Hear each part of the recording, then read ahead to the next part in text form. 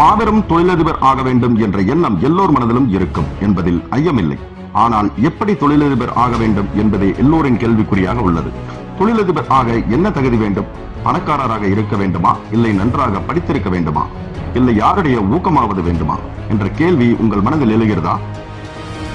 தொழிலதிபராக இவை எதுவுமே தேவையில்லை. என்ன தேவை தெரியுமா? உங்களின் தன்னம்பிக்கை, விடாமுயற்சி, லட்சியம் மற்றும் குறிக்கோள் இவை இருந்தாலே போதும். இதற்கு சிறந்த எடுத்துக்காட்டாக சாமானியர்கள் எதையும் சாதிக்கலாம் என்பதை நிரூபித்து காட்டிய திருபாய் அம்பானி அவர்களை காணலாம். சாதாரண மனிதர்களை மட்டுமின்றி உலகின் தலை சிறந்த தொழிலதிபர்களையும் திரும்பி பார்க்க வைத்தவர்தான் திருபாய் அம்பானி. தற்போது மாபெரும் சாம்ராஜ்யமாக உலாவரும் ரிலையன்ஸ் நிறுவனத்திற்கு ஆணிவேராக இருந்தவர் திருபாய் அம்பானி என்றால் அது மிகையாகாது. சாதாரண குடும்பத்தில் பிறந்து உலகின் மிகச்சிறந்த ஜாம்பவானாக மாறிய திருபாய் அம்பானி தன் வாழ்க்கையில் கடந்து வந்த பாதை, சந்தித்த சவால்களை பார்க்கலாம். மும்பையில் ஒரு துணி வியாபாரியாக தன்னுடைய வாழ்க்கையை தொடங்கிய திருபாய் அம்பானி ரிலையன்ஸ் இண்டஸ்ட்ரீஸ் என்னும் மாபெரும் நிறுவனத்தை உருவாக்கியவர். இவர் இந்திய வர்த்தக உலக ஜாம்பவான் என புகழப்பட்டவர். இந்தியாவின் பொருளாதாரத்தை அளவிடக்கூடிய வகையில் தன்னுடைய வர்த்தக பங்குகளை உயர்த்தி பங்குச் சந்தைகளின் முடிசூடா மன்னனாக விளங்கியவர். இந்திய தொழிலதிபர் திருபாய் அம்பானி 1932ஆம் ஆண்டு டிசம்பர் 28ஆம் தேதி குஜராத் மாநிலத்தில் உள்ள சோர்வாத் அருகில் உள்ள குகஸ்வாடாவில் பிறந்தார். இவருடைய இயற்பெயர் தீரஜ்லால் ஹீராசந்த் அம்பானி. இவர் நடுத்தர குடும்பத்தைச் சேர்ந்தவர். தனது 16வது வயதில் ஏமனுக்கு சென்ற திருபாய் அம்பானி பெட்ரோல் பங்கில் 300 ரூபாய் சம்பளத்தில் வேலைக்கு சேர்ந்தார். ஏமனில் 8 ஆண்டுகள் பணிபுரிந்த திருபாய் அம்பானி சொந்தமாக தொழில் நிறுவனம் தொடங்க வேண்டும் என்ற எண்ணம் உருவானது. ஏமன் நாட்டின் நாணயம் ரியாஸ் சுத்த வெள்ளி தயாரிப்பு. இந்த நாணயத்தின் மதிப்பை விட அதில் இருந்த வெள்ளியின் மதிப்பு அதிகம் என்பதை கண்டுபிடித்த திருபாய் அம்பானி ரியால் நாணயங்களை சேமித்து அதனை உருக்கினார். வெள்ளியை நகை வியாபாரிகளுக்கு விற்றார். இதை கண்டுபிடித்த அரசாங்கம் ரியாலை உருக்குவதற்கு தடை விதித்தது. அதன் பின் ஷெல் எண்ணெய் நிறுவனத்தின் விநியோகஸ்தராக சேர்ந்தார். சொந்தமாக தொழில் தொடங்க வேண்டும் என நினைத்த அம்பானி என்ன தொழில் செய்வது என்பதில் மிக குழப்பமாக இருந்தார். முதலில் அரிசி, சர்க்கரை போன்ற பொருட்களை வாங்கி விற்க தொடங்கினார். இதில் லாபம் நஷ்டம் என மாறி மாறி வந்து கொண்டிருந்தது. இப்படி இருக்கையில் திருபாய் அம்பானிக்கு சர்க்கரை ஏற்றி வந்த கப்பல் விபத்துக்குள்ளானது. இதனால் திருபாய் அம்பானி பண நெருக்கடிக்கு ஆளானார். அப்பொழுது திருபாய் அம்பானியுடன் பணிபுரிந்த நண்பர் இவரின் பண நெருக்கடிக்கு உதவினார். 10 ஆண்டுகள் கழித்து இந்தியா திரும்பிய திருபாய் அம்பானிக்கு 1954ஆம் ஆண்டு தனது சொந்த ஊரைச் சேர்ந்த கோகிலா பட்டேலுடன் திருமணம் நடந்தது. அதன் பின் மனைவியுடன் ஏமனுக்கு மீண்டும் திரும்பிச் சென்றார். அங்கு 3 ஆண்டுகள் பணிபுரிந்தார். 1957ஆம் ஆண்டில் இத்தம்பதியருக்கு ஒரு ஆண் குழந்தை பிறந்தது. அவர்தான் தற்போது ரிலையன்ஸ் குழுமத்தின் தலைவர் முகேஷ் அம்பானி. 1958ஆம் ஆண்டில் ஏமனில் நடந்த உள்நாட்டு விவகாரங்களால் திருபாய் அம்பானியின் தொழில் பெரிதும் பாதிக்கப்பட்டது. இதனால் தனது மனைவி மற்றும் குழந்தைகளுடன் இந்தியா திரும்பினார். இந்தியாவிற்கு திரும்பிய பின்னர் தன்னுடன் ஏமனில் வேலை பார்த்து வந்த சம்பக்லால் தமானி என்பவருடன் இணைந்து ஜவுளி வியாபாரத்தை தொடங்கினார். அகமதாபாத்தில் மஸ்ஜித் பந்தரில் உள்ள நரசினதா என்ற இடத்தில் தனது முதல் நிறுவனத்தை தொடங்கினார்.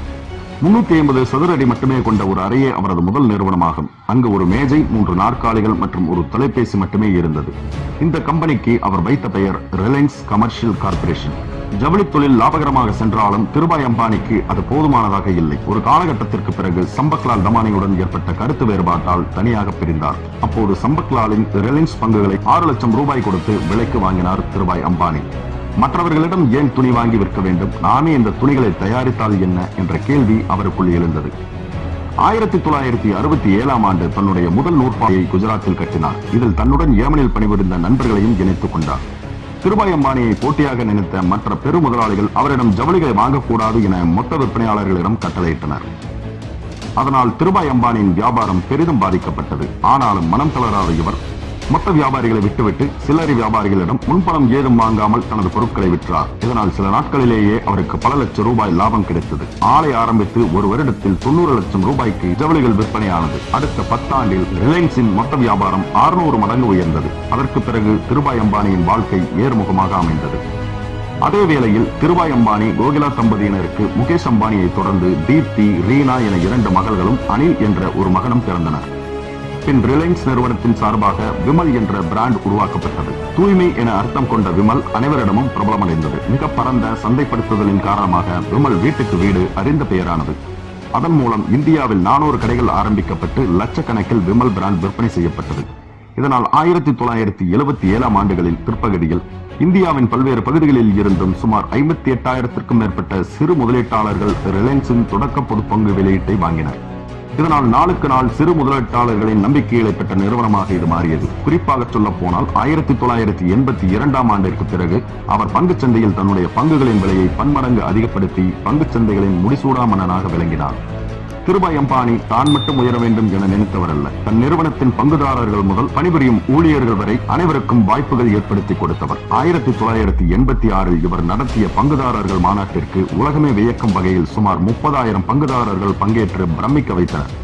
1990களுக்கு பிறகு ரிலையன்ஸ் அசுர வளர்ச்சி கண்டது. டெக்ஸ்டைல் மட்டுமல்லாது பெட்ரோலிய வேதிப்பொருட்கள் உற்பத்தி, தொலைத்தொடர்பு, தகவல் தொழில்நுட்பம், எரிசக்தி, மின்சாரம், சில்லறை விற்பனை, துணி உற்பத்தி, உள்கட்டமைப்பு, சேவைகள், மூலதன சந்தைகள், சரக்கு போக்குவரத்து என பல்வேறு துறைகளில் கால்பதித்து இன்று உலகின் மிகப்பெரிய சாம்ராஜ்யமாக ரிலையன்ஸ் நிறுவனம் திகழ்கிறது.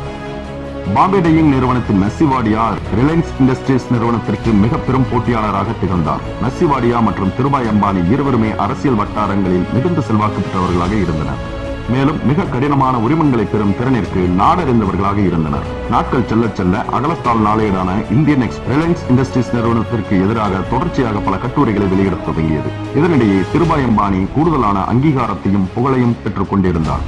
திருபாய் அம்பானியின் வணிக நுட்பத்தையும் அமைப்பினையும் தனது விருப்பத்திற்கேற்ற வகையில் பயன்படுத்திக் கொள்ளும் அவரது திறனையும் பொதுமக்களில் பலர் போற்றத் தொடங்கினர். இவர்களுக்கிடையேயான மோதல் நீண்ட நாட்களுக்கு நீடித்தது. திருபாய் அம்பானி முடக்குவாத நோயால் உடல்நலம் பாதிக்கப்பட்ட பிறகே இந்த மோதல் ஒரு முடிவுக்கு வந்தது. அரசியல் கட்சி தலைவர்கள் மற்றும் பத்திரிகைகள், செய்தித்தாள்கள், தொலைத்தொடர்பு நிறுவனங்கள் இவற்றின் உதவிகள் மற்றும் எதிர்ப்புடனும் திருபாய் அம்பானி தனது நிறுவனத்தை உலகமெங்கும் அறியச் செய்தார். திருபாய் அம்பானியின் வளர்ச்சி இந்திய பொருளாதாரத்தின் வளர்ச்சிக்கு உறுதுணையாக அமைந்தது. இந்தியாவின் தற்போதைய பங்குச்சந்தை வளர்ச்சிக்கு மேடை அமைத்துக் கொடுத்த அத்தனை பெருமையும் ரிலையன்ஸ் நிறுவனத்தையே சாரும். உலக வணிகச் சந்தையில் மாபெரும் இடம் பிடித்த ரிலையன்ஸ் நிறுவனத்தை தனது மூளையால் செதுக்கிய திருபாய் அம்பானி 2002ஆம் ஆண்டு ஜூலை 6ஆம் தேதி தனது 69வது வயதில் மறைந்தார். எதிர்ப்புகள் பல வந்த போதிலும் துவண்டு போகாமல் மீண்டும் மீண்டும் சாதிக்க வேண்டும் என்ற முயற்சியால் வெற்றி பெற்றவர் திருபாய் அம்பானி. இவரைப் போல தொழில் முனைவோர் அனைவரும் எதிர்ப்புகள் வந்தாலும் அதை அனைத்தையும் தாண்டி சாதிக்க வேண்டும்.